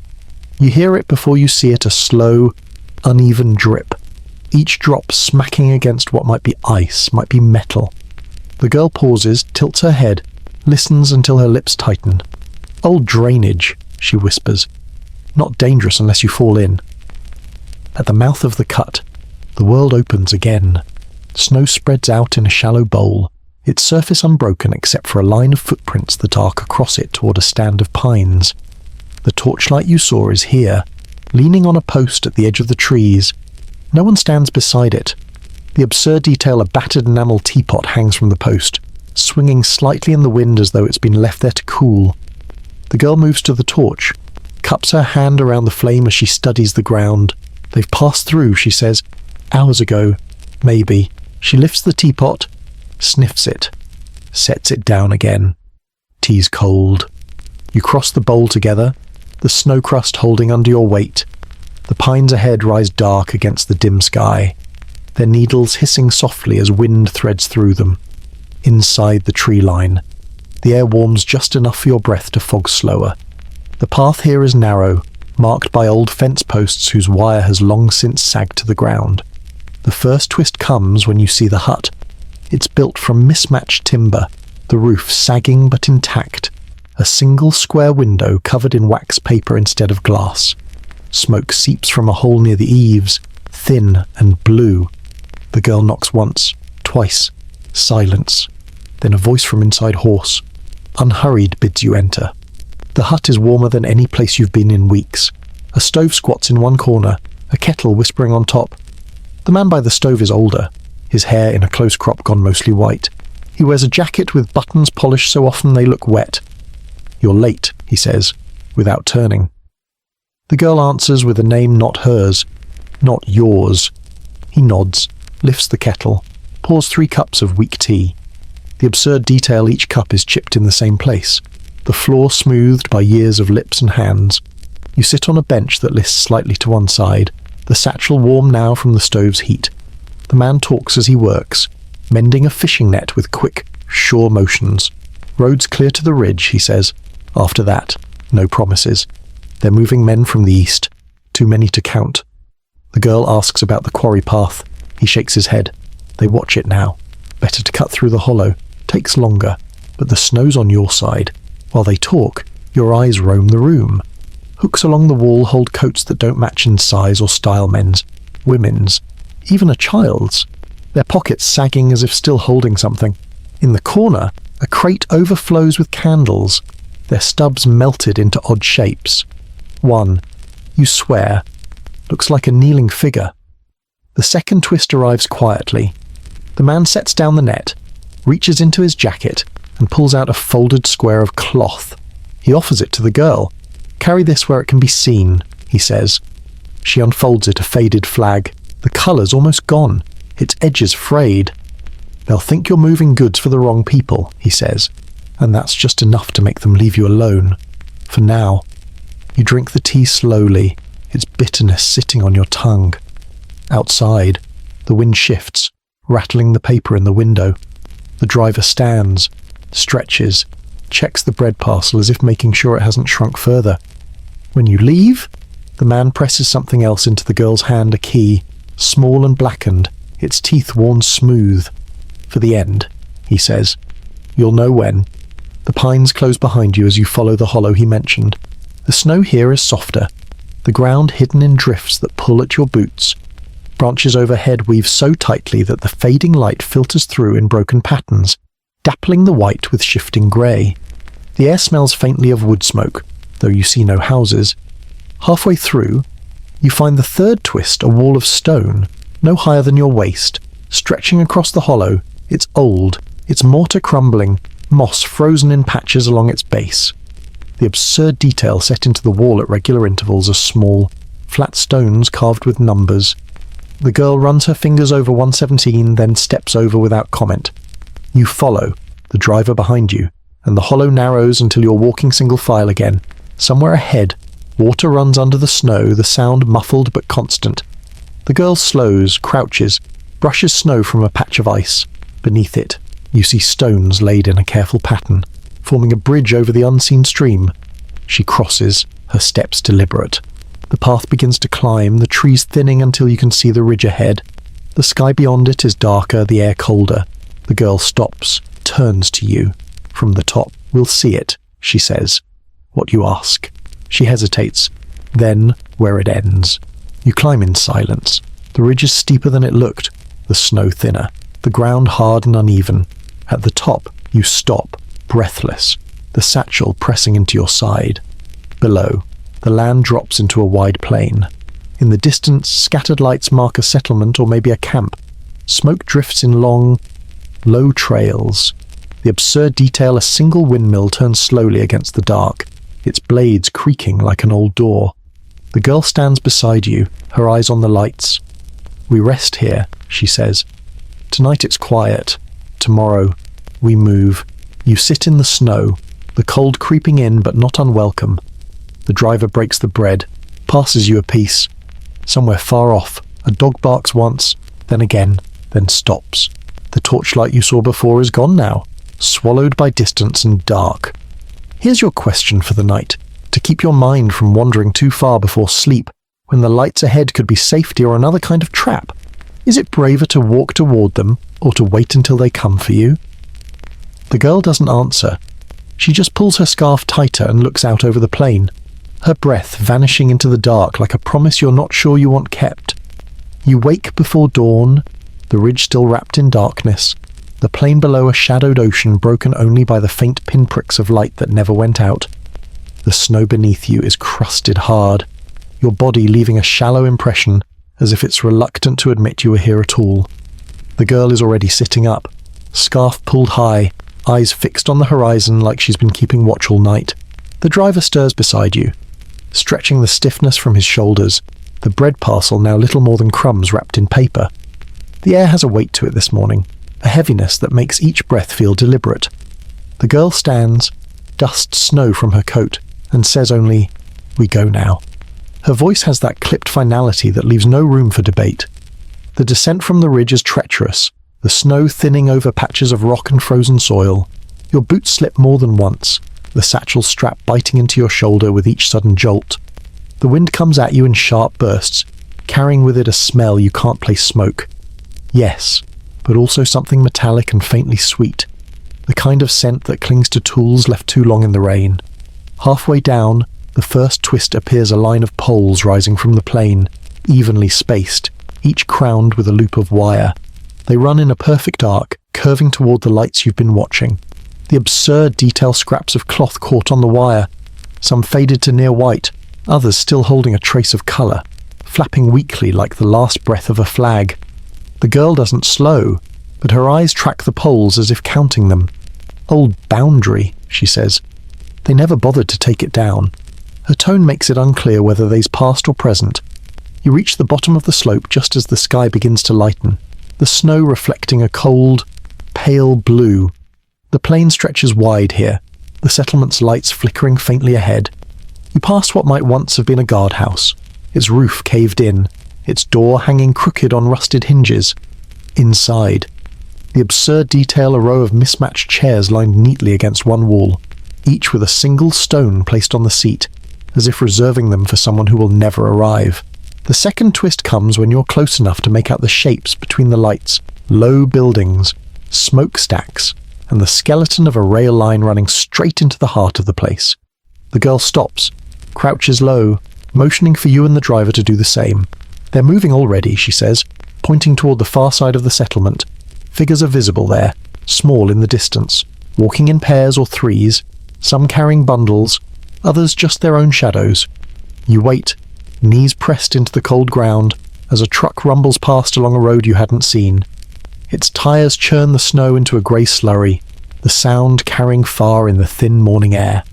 The driver leans close, murmurs, "We could skirt north, avoid the road." The girl shakes her head, too open. She leads you instead toward a shallow ditch running parallel to the road. The snow here mottled with patches of dead grass and ice. The ditch narrows into a culvert. The air inside colder still. The ceiling low enough that you have to crouch. The absurd detail someone has painted a series of numbers along the wall, each one crossed out in thick black strokes except for the last, which is circled twice. When you emerge, you're on the edge of the settlement, close enough to hear the murmur of voices and the clink of metal on metal. The smell hits first smoke, coal, and something else underneath, acrid and bitter.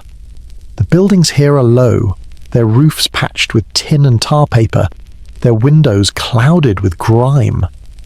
The third twist is waiting at the corner of the first building, a door propped open with a stone, warm air spilling out along with the faintest trace of music.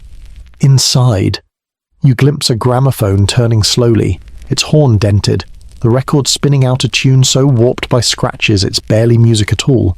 The absurd detail, a single boot sits beside the gramophone, polished to a shine, its pair nowhere in sight. The girl pushes you onward, keeping to the shadows between buildings.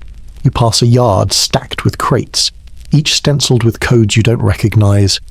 A man in a heavy coat is checking them off on a clipboard, his breath fogging in the air. He doesn't see you. Beyond the yard, the ground slopes upward toward the rail line. The girl stops, turns to you, and for the first time since the ridge, smiles small, quick, almost gone before it begins. "This is it," she says. "End of the line." She reaches into her coat, pulls out the blackened key the man in the pines gave her, and presses it into your hand. "You'll need this." You don't ask what it opens. The rail line stretches into the distance, the tracks dusted with snow, the sleepers half buried. In the far distance, you see the windmill again, its blades turning slowly in the rising light. The absurd detail, you can hear it, faintly, even from here, creaking like an old door opening and closing, over and over, as if inviting you in and warning you away at the same time. Here's your last question, before whatever comes next when you've carried something this far, through snow and shadow and the slow ache of survival. Is letting go an ending or just the only way to keep walking? The girl doesn't answer. The driver looks toward the windmill, then at you. Somewhere behind, the sound of footsteps in snow grows louder. You tighten your grip on the satchel. The air feels charged, the plane holding its breath. The air eases as you step away from the tracks, each breath no longer pulled tight by the cold. The sky has opened into a pale wash, the kind that makes edges blur buildings, fences, even the windmill in the distance folding back into the horizon like a page closing. The satchel rests lighter now at your side, not because its weight has changed, but because you have. You follow the girl and the driver toward an empty hall, its doors yawning quietly on hinges that don't protest. Inside, the air smells of dust and old wood, warm in a way that doesn't need fire. Your boots tap softly on the worn floorboards, each step echoing into stillness. Somewhere deep in the building, a door closes gently, and the sound settles like a sigh. Torchlight flickers one last time through a high window, its glow fading until it's only memory against the glass. You lean against the wall, feeling the grain under your palm, the way it holds the warmth of hands that have passed before. The girl sets down her scarf. The driver unlaces his boots. In this stillness, you think of the worn cloth on the wall, the numbers crossed out, the windmill's steady turn remnants of another time. Yes, but also proof that pieces endure. Maybe not all of them are meant to be carried forever. Maybe some are only meant to lead you here, outside. The snow falls soft and slow, muffling even the quiet. You breathe it in, let it fill you with a calm that feels almost like triumph. If you've found something in this journey worth holding, like the story itself, keep it. And if you're still awake like the video, share it. And subscribe to Whisper Historian. Next time, we'll drift into another forgotten chapter together. Good night. Hey guys, tonight we're stepping onto a quiet platform in the middle of Nazi-occupied Europe, where the trains ran on time not for commuters, but for human cargo. Did you know that during the height of the Holocaust, a single line of track could carry thousands to their deaths each day, timed down to the minute, even when the rest of the country couldn't keep bread on the shelves? And here's the part that keeps you awake. Those timetables were drawn up with the same care you'd plan a wedding. Only the guests didn't know they were invited. What would you have done if your job was to punch tickets you knew would never be returned? Could you sleep at night, or would the sound of steel wheels follow you into your dreams? So, before you get comfortable, take a moment to like the video and subscribe. Let me know where you're watching from and what time it is where you are. I love seeing how far this sleepy little time machine reaches. Now! Dim the lights, maybe turn on a fan for that soft background hum, and let's ease into tonight's journey together. You stand at the far end of the platform, the cold seeping through your shoes, a faint tang of coal smoke riding the air. The station clock's hands tremble, frozen just short of the hour, as if waiting for permission to move. Beside you, a leather-bound ledger lies open on a wooden crate, its pages smelling of damp ink and the sour glue binding. You glance at the column of names inked neat and small, as though someone believed good handwriting could hide the truth and your breath catches. Across the tracks, a guard leans on his rifle, boots polished to a shine that reflects the flicker of the lantern above him. It reminds you of those pristine office lobbies back home, the kind where everything smells faintly of lemon polish and false welcome. The irony stings. Here, the floors are scrubbed clean while the souls passing through are anything but safe. A whistle shrills in the distance, and your stomach knots not from fear of being caught, but from the creeping thought that you've started measuring your nights by the rhythm of approaching trains. The sound grows louder, a steady metal heartbeat echoing through the frozen air. You can feel it in the boards beneath your feet before you see the headlamp a pale, jaundiced eye cutting through the mist. The rhythm seeps into your chest, aligning with your own pulse until you can't tell which is which. You shift your weight, feeling the rough grain of the platform's planks under your boots, the edges splintered and softened by years of frost and rain. Somewhere down the line, a signal bell chimes too short, one long a sound so ordinary in peacetime, now twisted into an omen. You glance back at the station building, The ticket window is shuttered, but a faint light leaks from the cracks. Inside, a clerk in a fraying wool vest sits hunched over a desk, stamping forms with the mechanical precision of a man convinced his job is harmless. You've watched him work before stamp, slide, stack, stamp, slide, stack. If you looked quickly, you might mistake him for a bank teller or a librarian. The absurdity of it all hovers in the air like the coal smoke, heavy, choking, and inescapable.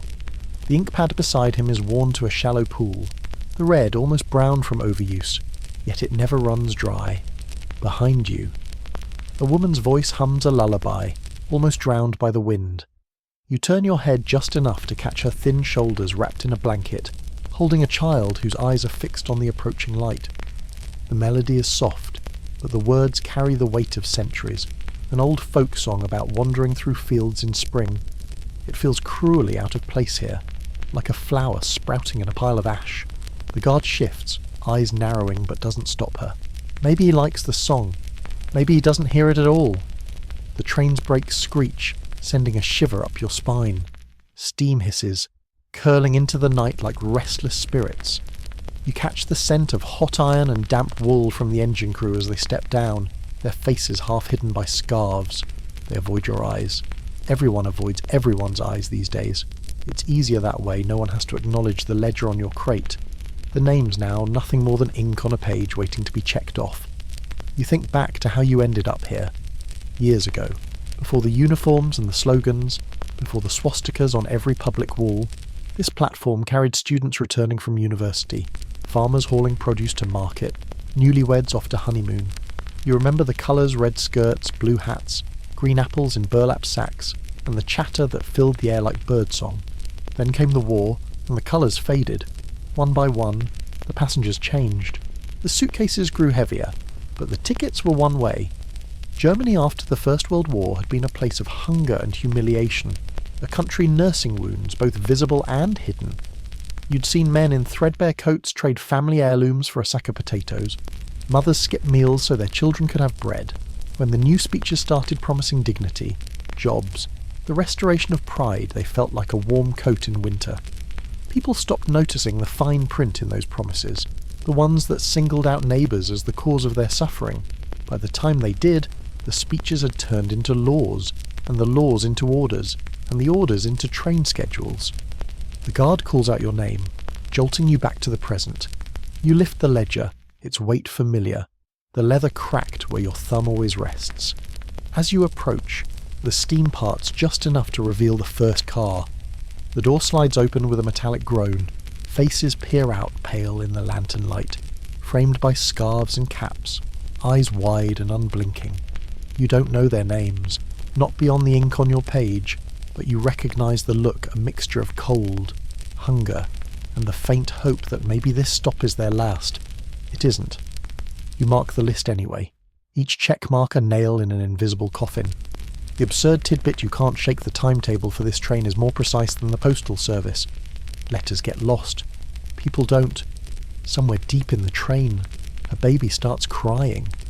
The sound cuts through the night, high and raw. The woman with the lullaby steps closer, whispering words you can't hear, her blanket trailing on the wet boards. For a moment, you want to tell her to stop, to hide her voice, as if silence could protect her. But the guard waves her forward, impatient, and she disappears into the car. The whistle blows again, long and low. You feel the vibration travel through your boots, up your legs, settling in your chest. You know you'll still feel it hours from now, lying in bed, eyes open in the dark. It will merge with the rhythm of your heartbeat. And you'll wonder again how long it takes for the sound of steel wheels to fade from a person's mind. As the train pulls away, the platform seems to exhale. The clock's hands finally tick forward, as if time itself had been holding its breath. You close the ledger, tuck it under your arm, and turn toward the station building. The light inside flickers, and for a moment, you see your own reflection in the glass, pale, tired, and older than you should be. Behind you, the tracks vanish into the mist, carrying their cargo toward a place whose name you've never spoken aloud, even in your own head, and in the sudden quiet, you hear it again, the faint, steady beat of wheels on rails, already receding, already returning. D. You leave the platform and slip into the narrow lane that hugs the station, frost glinting on cobblestones like ground glass. A torch in a bent iron bracket shivers in the wind, yellow flame licking sideways so the bricks look wet, almost diseased. Coal smoke follows, settling into your scarf, and from somewhere behind a shutter comes the thin steam smell of boiled cabbage. You keep your hands in your pockets, not for warmth, but to hide the tremor that starts whenever the wheels fade into distance. You drift toward the ghetto gate. Boards taller than a man lean together, bristling with frost-dusted splinters. Through a crooked gap you watch a boy tapping a ball made of tied rags. The sound is soft and reasonable, a heartbeat with manners, until you notice his shoes are cousins, not twins, and the left one yawns where the toe should be. A cough answers another cough, then another, until the air makes a chain of dry knocks you can't unhear. Without meaning to, you keep time, as if a rhythm could persuade hunger to wait its turn. A guard at the corner post stares until staring bores him. You nod and move because stillness here attracts paperwork. The street funnels past the bakery that has not baked since the ovens were requisitioned. Frost etches the glass in delicate ferns. Inside, a ledger lies open on the counter like a sermon nobody dares preach. A sign in the window lists allotments 200 grams of bread per person. If the supply train arrives, bread has become a weather forecast. A horn bleats in the square. You step outside to find a truck idling by the statue of a general from a kinder century. Men unload planks and